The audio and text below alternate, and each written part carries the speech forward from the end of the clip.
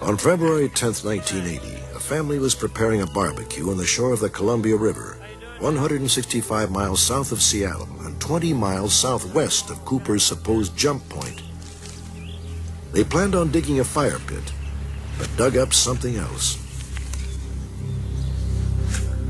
The bills, totaling $5,880, were waterlogged and deteriorated.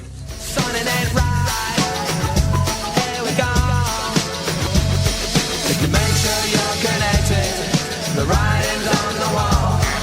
But if your mind's neglected, stumble you might fall, stumble you might fall. Stumble you might fall. Precisely 3,000 days elapsed from the time that Cooper jumped, November 24th, 1971, to the day that the money was found, February 10th, 1980. In those 3,000 days, there was endless speculation about what actually happened to Cooper. What was his fate? Where was the money? No one really knew. And on that day, February 10th, I'll walk you through it. They show up.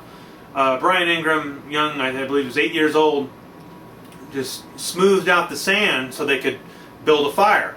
And when he smoothed out the sand, that's when he found some money.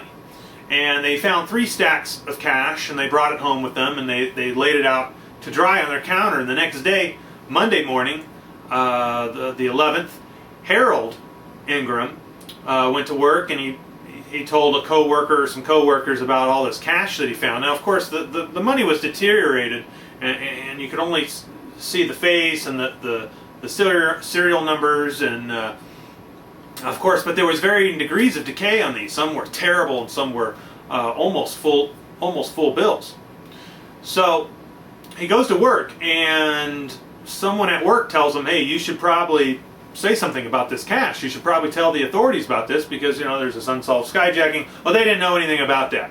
In fact, one of the relatives, while they were at the campsite, reportedly was thinking of actually throwing it in the fire because the money was worthless. Okay. So this money was waterlogged, but on Monday night they called the FBI and they let them know, and on Tuesday morning the Ingrams met with the FBI and confirmed that this was Cooper money. 294 bills were identified, which to me tells me that was 3 stacks of cash, 3 stacks being 300, so maybe 2 bills maybe on either side of the stack were rotted off, couldn't be identified, but there were 294 bills in total that were identified. They were particularly in the same order that given to Cooper, and the rubber bands were still on the money. Now, reportedly to the Ingrams, when they were handling the money, these rubber bands were crumbling off. But they were found with the rubber bands on them. And so the FBI Tuesday knows that they have found the money, and they hold a press conference. And the AP's there, and Wednesday morning is when it hits the news, or Tuesday night. Tuesday night it might have hit like the television news. Wednesday morning it's in the papers, all across the country. And in the meantime, the FBI closed off the entire beach. And they sealed it off, and they wanted to investigate the entire beach to see if they could find the rest of the ransom money. Because what you think? We found 3 stacks of cash on this beach. It's the Cooper ransom. The rest of it's got to be there. Let's find it. So they sealed it all off, and they searched, and they brought in a team of people. Dr. Palmer from Portland State, he was a geologist, and his team came in. And they came in with tractors, and they had sifters, and they had all this expertise, and they did stratigraphy, and they really were trying to analyze this find to see what they could find. The bottom line was Dr. Leonard Palmer himself discovers that he finds several identifiable layers in the sand, one of which was a 1974 dredge layer. And a dredge is basically river soot that's dumped out from a boat. It's sucked up from the bottom of the river, and it's pumped out onto the sand. And this is just an erosion neutralization technique that the Army of Engineers was doing at the time. And so they did one of those operations in 1974.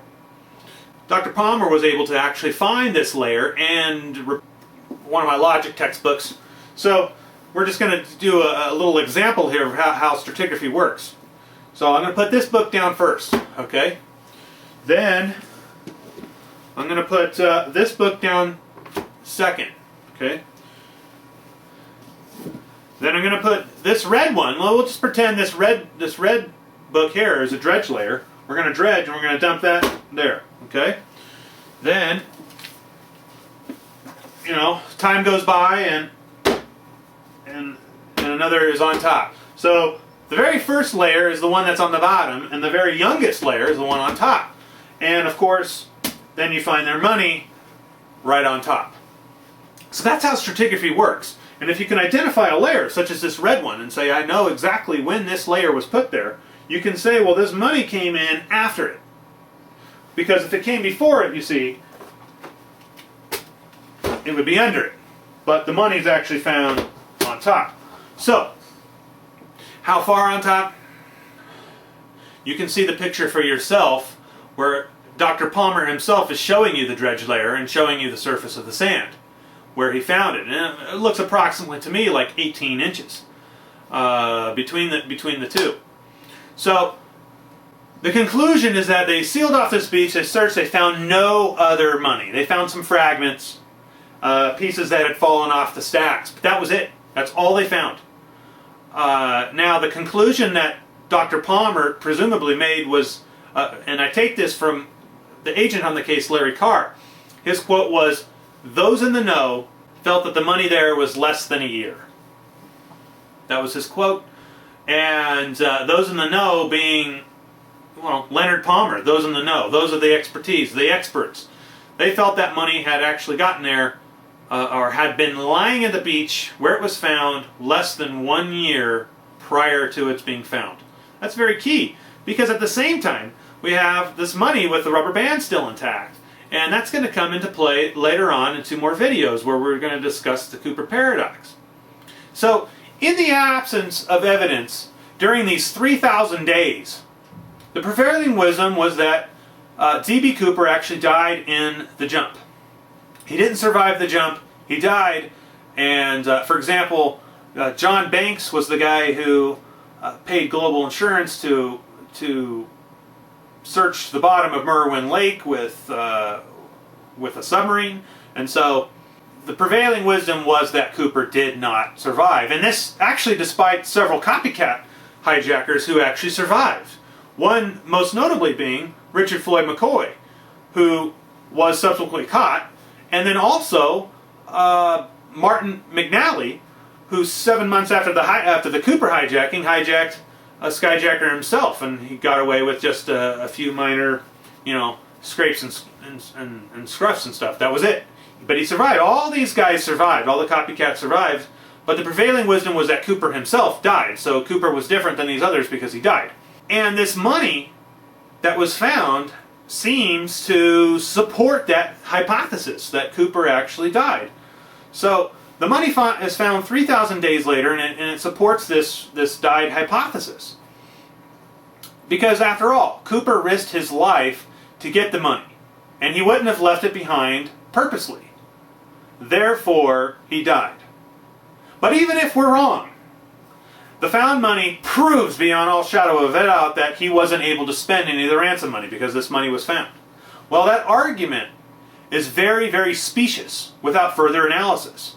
In the next video, I'm going to reverse engineer this discovery to find all the possible places where this money could have possibly come from. And who knows, we might actually find the very places that a dead Cooper, might actually be lying in the sand. So join me in the next video. You're going to love it.